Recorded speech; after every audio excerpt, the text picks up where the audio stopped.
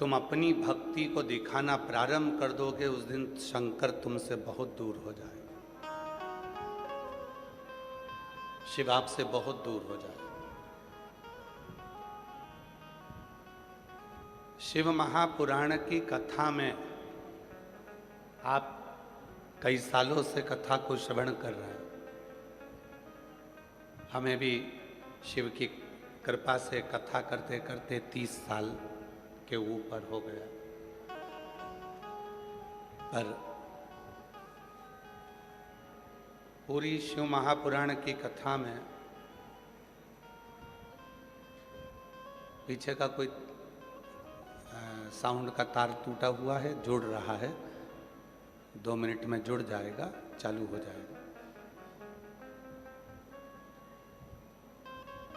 पूरे 30 वर्ष की कथा में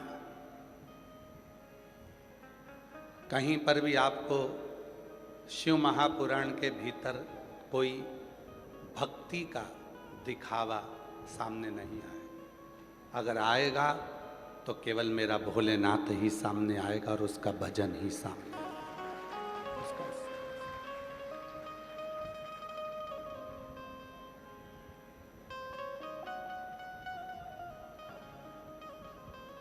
भगवान ब्रह्मा जी के पास में असुरों की बात जाती है, भगवान विष्णु के पास में असुरों की बात जाती है, इंद्रदेव के पास में असुरों की बात जाती है, गरुण वरुण के पास में असुरों की बात जाती है, पर केवल एक देव अधिदेव महादेव ऐसे हैं जिनके कैलाश पर असुरों की बात नहीं जाती। कोई बताने जाए तो शिव जी असुरों की बात को जानते। बढ़िया है रिंकू, साधुता तुमको। एक बार साउंड वाले के लिए भी जोरदार ताली बजाओ, अच्छा साउंड चल।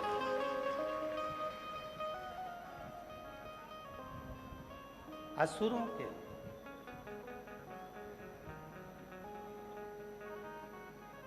ब्रह्मा जी के पास बात गई असुरों की, भगवान नारायण के पास बात गई असुरों की, पर शिव जी के पास असुरों की बात नहीं जाती। असुर ब्रह्मलोक पर आक्रमण करते हैं, असुर वैकुंठ लोक पर आक्रमण करते हैं, असुर इंद्र लोक पर आक्रमण करते हैं, पर असुर कैलाश पर आक्रमण नहीं करते। कैलाश पर जाते ही नहीं। क्यों? क्योंकि असुरों को भी मालूम है कि ब्रह्मलोक, वैकुंठ लोक, इंद्र लोक, ये सारे लोकों में असुरों का संहार किया जाएगा और उनको नरक में ले जाकर पटक दिया जाएगा। पर केवल एक शिव का धाम कैलाश ऐसा है, अगर कोई असुर भी पहुंच गया तो उसका संहार नहीं होगा, वो शंकर के धाम में ही उनका गण बनकर रह जाएगा और उनके गणों की गिनती में। रावण शिव जी के गणों की गिनती में आते हैं।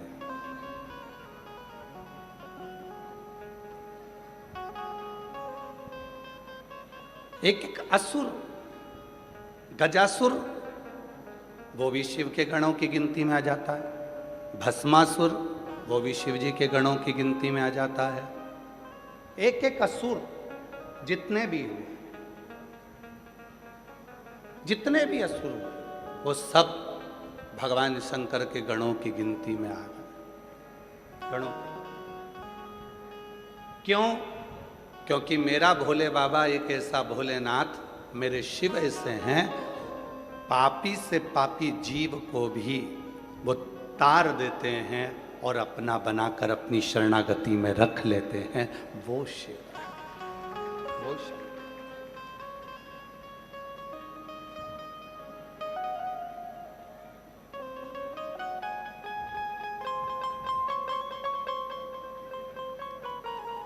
वो शंकर हैं। ये इसीलिए कहते हैं किस्मत वालों को मिलता है बोले तेरा दरबार। किस्मत वालों को मिलता है बोले तेरा दरबार। सच्ची सरकार तुम्हारी सच्चा दरबार। किस्मत वालों को मिलता है बोले तेरा दरबार। किस्मत वालों को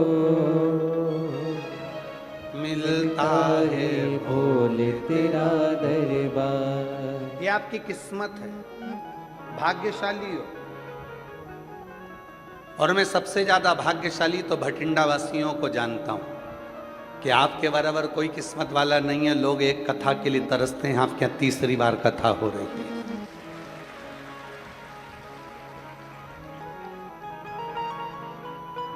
और इसमें साधुवाद देना चाहिए आपको अमरजीत सिंह जी को, मेहता जी को। इसमें साधुवाद देना चाहिए आपको पदम सिंह मेहता जी को।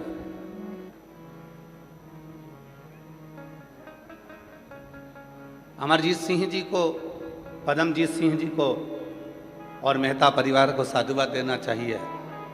वो बहुत मेहनत प्रयास कर कर एक दो वर्ष में कथा करवाई लेते हैं और तीसरी कथा भटिंडा पंजाब में हो रही है।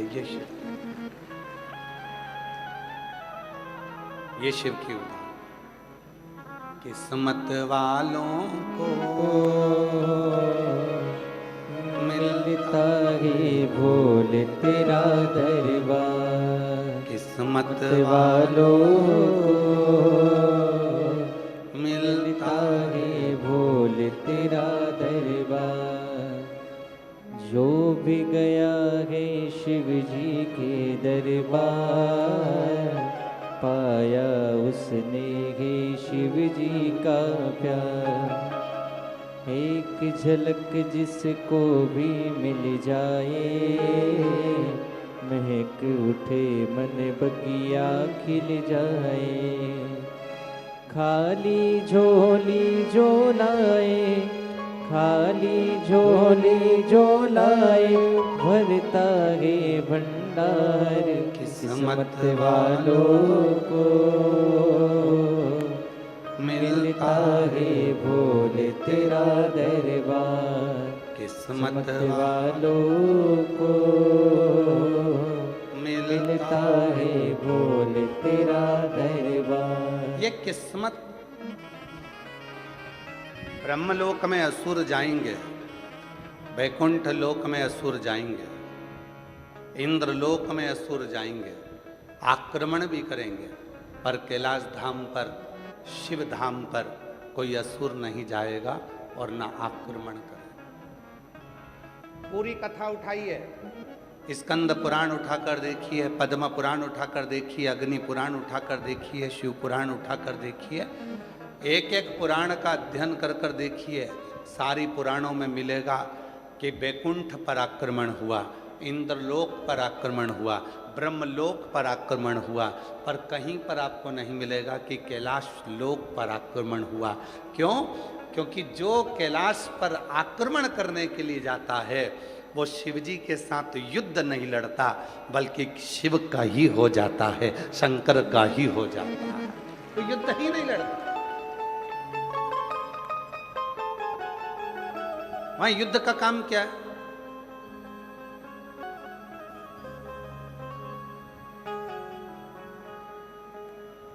एक बार देवऋषि नारद जी ने तुमरुका जी से जाकर कहा, है तुमरुका, इतने सारे असुर देवलोकों पर आक्रमण करते हैं और शिवजी मौन होकर, चुप होकर, शांति से बैठे रहते। इतने असुर आक्रमण कर रहे हैं। घर में, परिवार में जो घर के अंदर बहुत भोला सा व्यक्ति होता है, बहुत सरल सा व्यक्ति होता है, पूरा शिव की तरह कोई व्यक्ति प्रत्येक घर के अंदर, प्रत्येक घर में शिव जैसा एक ना एक व्यक्ति जरूर होता है जो फालतू के लफड़े में पड़ता ही नहीं है।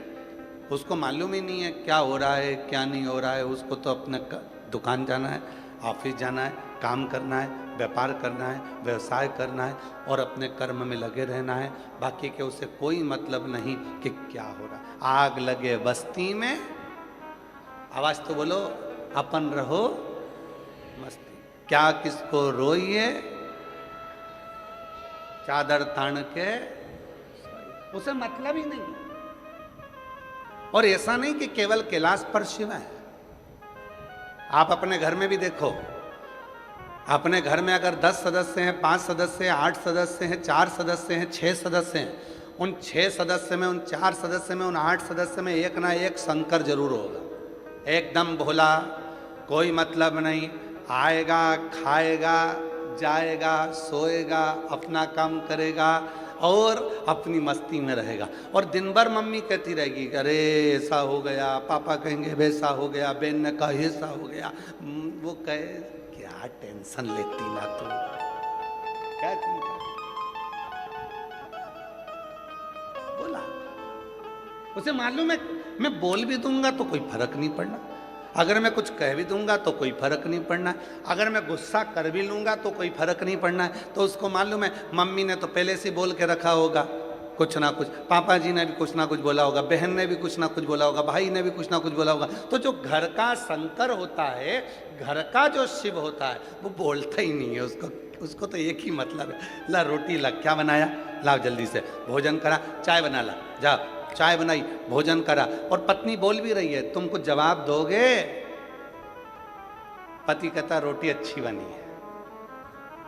तुम कुछ बोलोगे? बहुत बढ़िया, जोरदार। वो कुछ नहीं, शिव है, शंकर, उसे कोई मतलब, वो तो अपनी भक्ति में, अपने भजन में, अपने स्मरण में डूबा हुआ। देव ऋषि नारद ने कहा क्या शिवजी को असुरों के बारे में मालूम नहीं? भगवान तुमरुका जी ने कहा।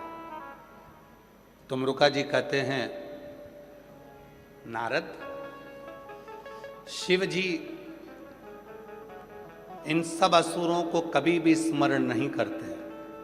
शिवजी मौन रहकर शांति पूर्वक बैठकर अपने तप साधना में लगे रहते हैं।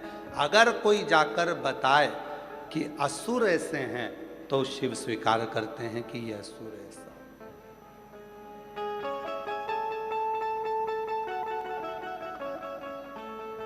असुर ऐसा।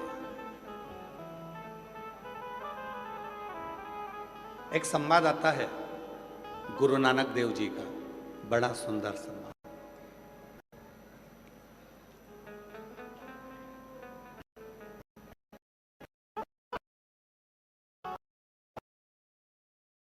चौदह है गुरु नानक देव जी की।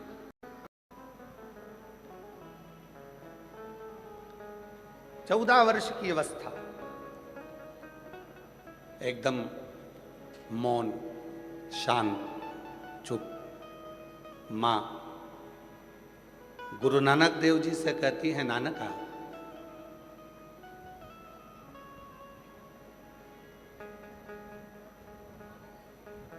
मैंने तुझको 13 किलो अनाज लाने के लिए भेजा था, चावल लाने के लिए भेजा था, तू लेकर आया क्या? गुरु नानक देव जी की 14 वर्ष की अवस्था है और कि मुझे 13 किलो चावल दे दो। वो 13 शब्द जो निकला मां, उसके बाद समझ में आ गया ये संसार सागर में कुछ भी मेरा नहीं है, सब तेरा है, उस रब का है। मेरा तो कुछ भी संसार सागर, मेरा कुछ भी नहीं। इस संसार सागर में मेरा कुछ नहीं, सब तेरा। वैभव है तेरा है, धन है तेरा है, सब तेरा।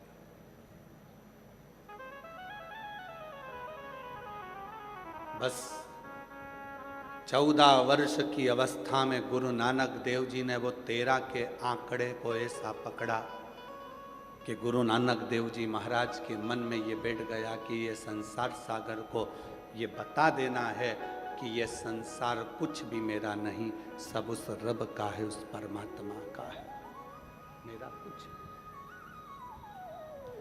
प्रभु आपकी कृपा से सब काम हो रहा है,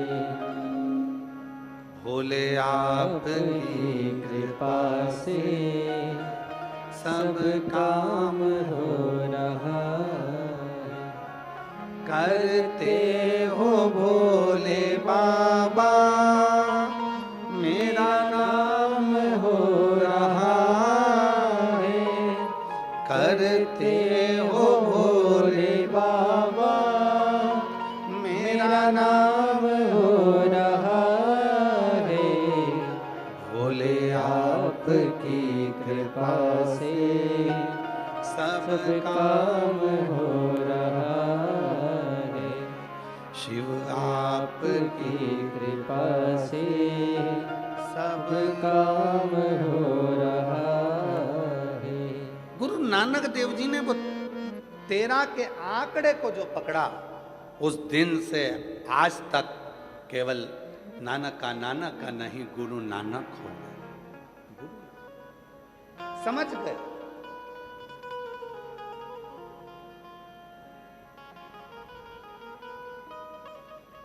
और गुरु नानक देव जी के वो शब्द आपकी जिंदगी में होना चाहिए। गुरु नानक देव जी की वो वाणी आपके हृदय में होना चाहिए।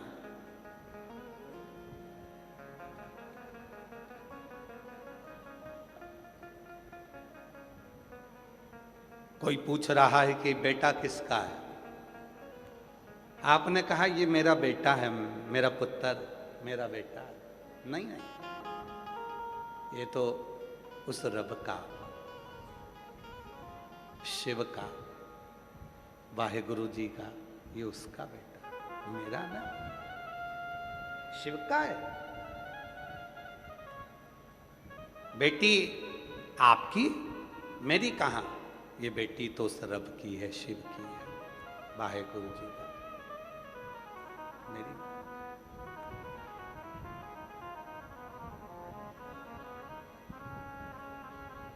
ये धन, ये दौलत, ये संपदा, ये वैभव, ये कुर्सी, ये पद, ये प्रतिष्ठा, सब मेरा कुछ भी नहीं है, सब उसी का है।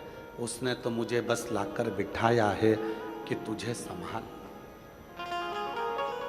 ये मेरा नहीं। शिव महापुराण के महत्तम में वेदव्यास जी ने वर्णन किया, कथा का जजमान मिल नहीं रहा था तो कथा का जजमान चंचुला देवी ने शिव और पार्वती को बना, शंकर पार्वती। कल कथा में दर्शन करे थे ईश्वर गोरा के, शिव पार्वती यजमान बने थे।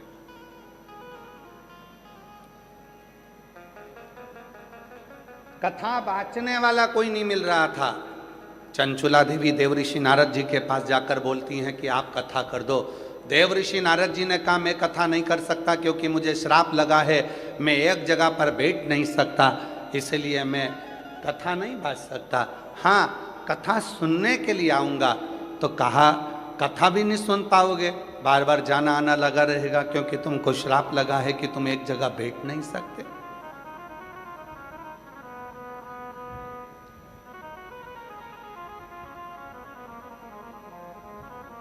तो कथा कौन बांचेगा?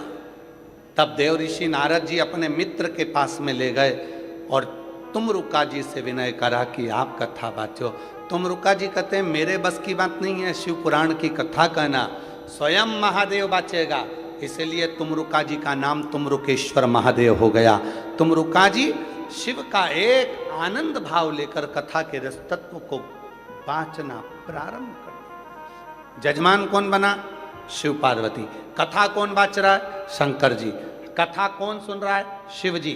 अब कथा करवा कौन रहा है? तो कथा करवाने के लिए चंचुला देवी से पूछा गया, क्या तुम कथा करवा सकती हो? चंचुला देवी कहती है, मेरी सामर्थ्यता नहीं कि मैं शिव पुराण की कथा को करवा सकूं। इस कथा को तो स्वयं महादेव और पार्वती ही करवा सकते हैं, इसलिए कथा करवाने वाला भी महादेव और पार्वती।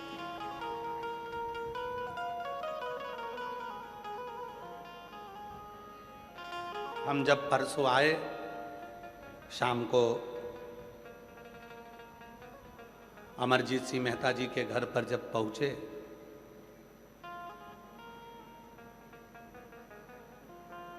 बड़ा भाव है इनका, बड़ा स्नेह, बहुत भाव।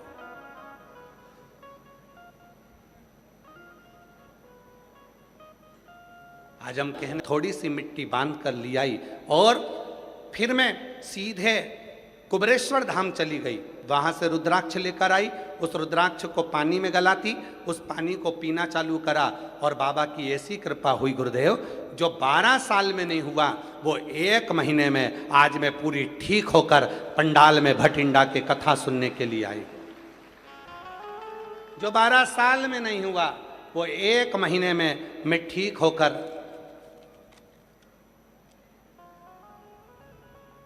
बाबा के मंदिर में जल चढ़ाती, लाकर पीती। आज बाबा की कृपा से 1 महीने के अंदर मेरे बाबा ने मेरी सोराइसिस की बीमारी को मिटा दिया। मैं बाबा को यहाँ प्रणाम करने आई हूँ। एक लाइन बड़ी सुंदर लिखी है, आप भी गुनगुना।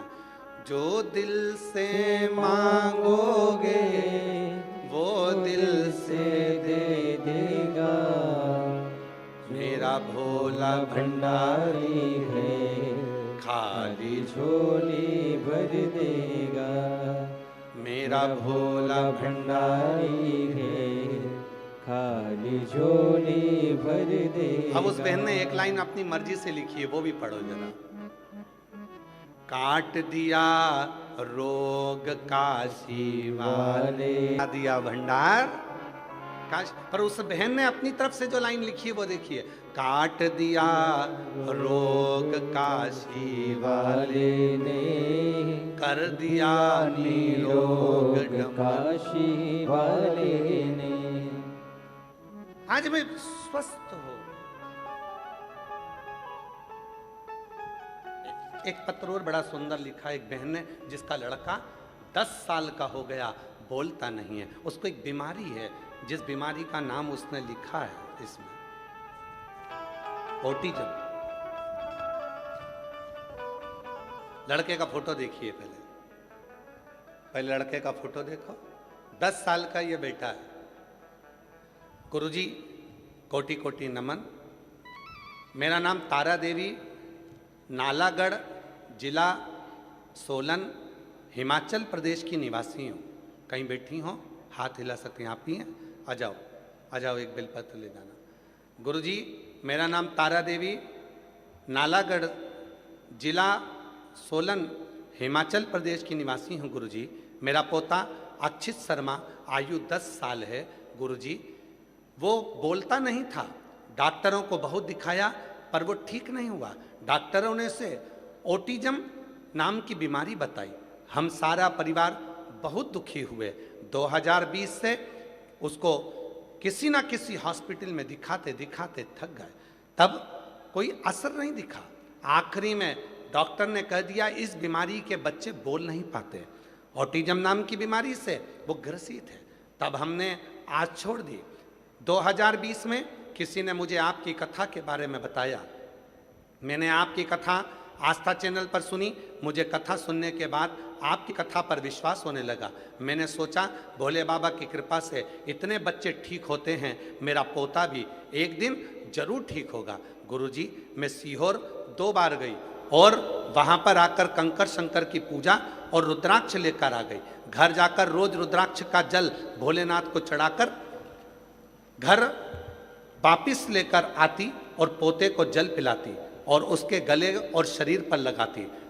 गुरुजी अब हमारा पोता धीरे धीरे बोलने लग गया और समझने भी लग गया। गुरुजी मैं पहले 2024 में 2025 में भटिंडा की कथा में आई थी और अपने पोते को भी लाई थी। यहाँ की मिट्टी को लगाकर मैं अपने पोते को लेकर चली गई थी और आज बाबा की कृपा से उसी भटिंडा में आज खुश होकर अपने पोते के लिए बधाई देने आई हूँ कि अब मेरा पोता पूरी तरह से ठीक हो गया।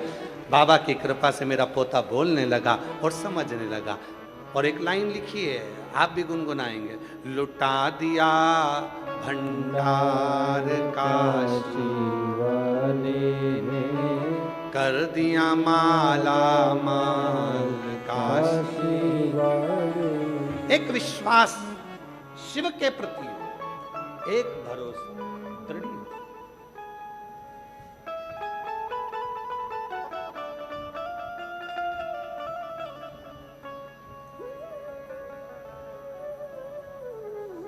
हमारे यहाँ 2 डॉक्टर हैं, एक डॉक्टर ही डॉक्टर है और एक शिव भी डॉक्टर है। हमारे यहाँ डॉक्टर को शिव कहते हैं, इसीलिए शिव महापुराण की कथा कहती है आपके शरीर में रोग आया, बीमारी आई, तकलीफ आई, कष्ट आया, सबसे पहले अपने पास के हॉस्पिटल में जाइए, अपने नगर के हॉस्पिटल में जाइए, डॉक्टर को दिखाओ, चेकअप कराओ। डॉक्टर बोले ये जांच कराओ, डॉक्टर बोले ये टेबलेट खाओ, वो टेबलेट खाओ, और साथ में शिव जी पर भरोसा करना प्रारंभ कर दो। फिर मेरा देव अधिदेव महादेव आप पर करुणा करना प्रारंभ कर देगा, सुख देना प्रारंभ कर देगा।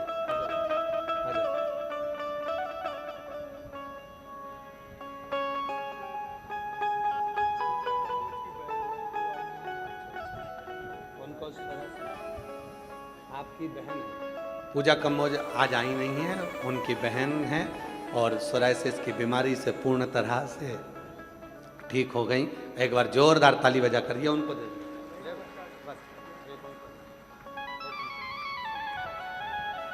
जो जैसी भावना वो वैसा ही फल पाया, नहीं खाली उसे लौटाया, वो मन ही मन हर्षाया, और कर दिया माला माल काशी। बोलो बोलो बोलो।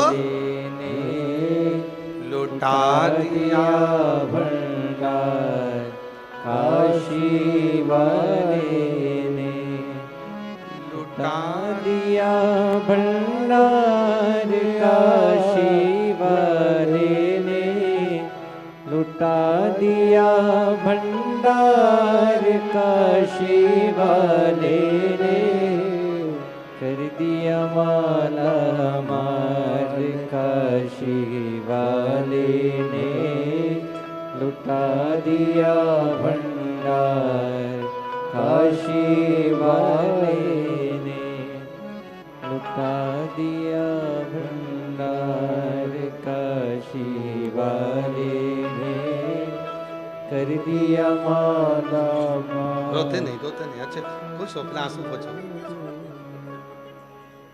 अब तो ठीक हो गए, अब क्या के रोना, तो बाबा के कृपा से। आंसू पोंछो पहले, आंसू पोंछो। अच्छे खुश होकर जा। अब तो बोलने लगा शिव कृपा से। आप ही का पोता 10 साल का बोलता नहीं था, ऑटिज्म बीमारी थी, आज बाबा की कृपा से ठीक हुआ है। एक बार जोरदार ताली बजाकर साधुवाद। एक उसको रोते नहीं आप, पहले आंसू पोंछो, बाबा के यहाँ से खुश होकर जाओ एकदम मस्त।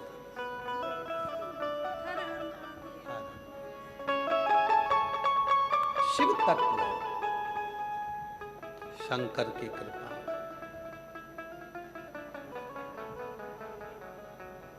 बीमारी आई है, तकलीफ आई है, अपने पास के हॉस्पिटल में जाओ, डॉक्टर को दिखाओ, डॉक्टर को शिव मानो। शिव वो जैसा बोले वैसा करो।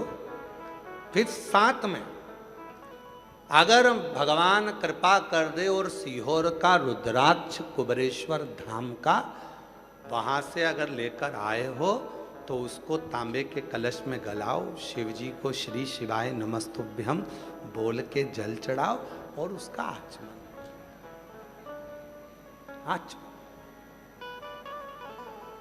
पियो।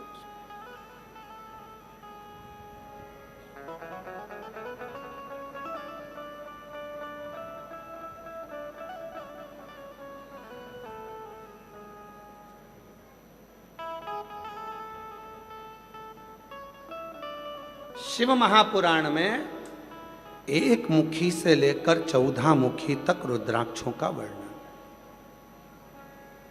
और स्कंद पुराण में एक मुखी से लेकर 21 मुखी तक रुद्राक्षों का वर्णन। कौन सा रुद्राक्ष क्या फल देता है, कितना असर करेगा कौन सी चीज पर, एक एक चीज का महत्व शिव पुराण के अंतर्गत आता है। एक एक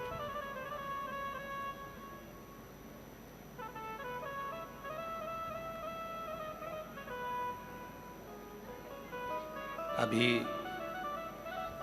इस कथा के बाद में ये कथा जो चल रही है, ये 24 तारीख को विराम होगी। 7 दिन की कथा, 18 तारीख से प्रारंभ हुई है, 24 जून को विराम होगी।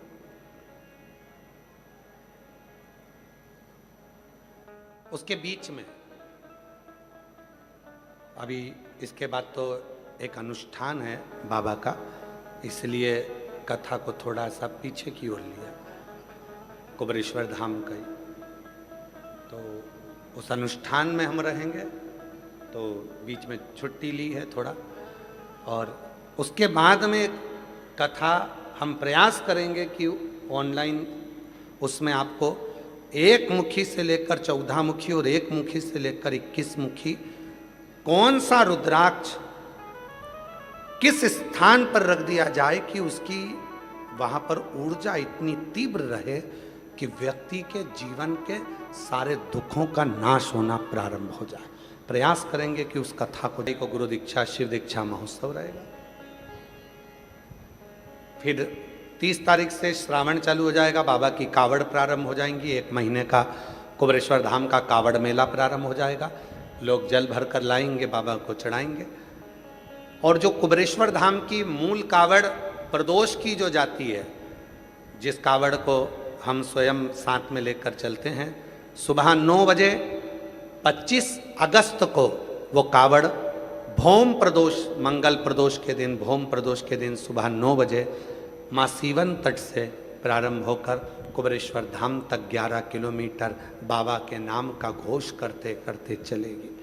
तो अब की बार 2026 की जो कावड़ है, भौम प्रदोष के दिन 25 अगस्त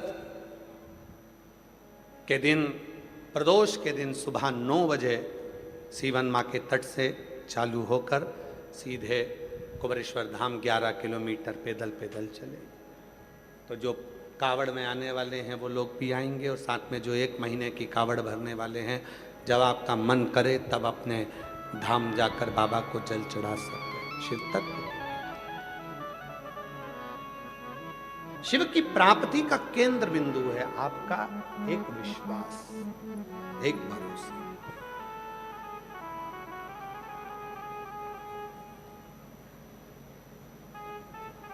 महाराज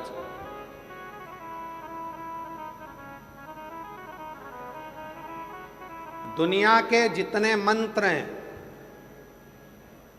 दुनिया के जितने तंत्र हैं, दुनिया के जितने भी श्लोक हैं, दुनिया के जितने भी शब्द हैं, दुनिया के जितने अक्षर हैं, दुनिया के जितने संगीत हैं, दुनिया के जितने स्वर हैं, दुनिया के जितने नाद हैं, वो किसी और के दिए हुए नहीं हैं, मेरे महादेव के दिए हुए हैं, मेरे शिव के दिए।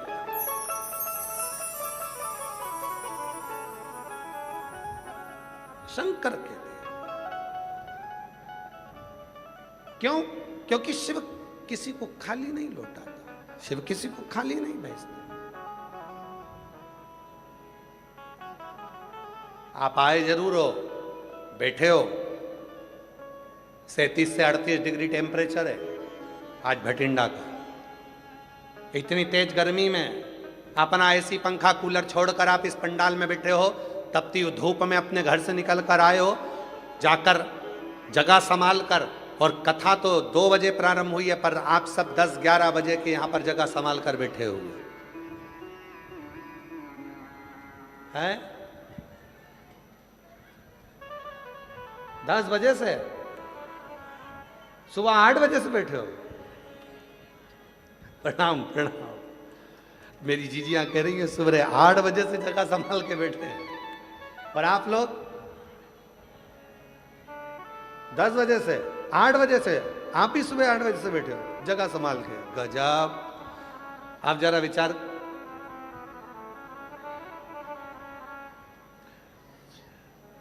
अब जरा विचार करिए, सवेरे 8 बजे से जगह संभाल कर बैठना और कथा का इंतजार करना।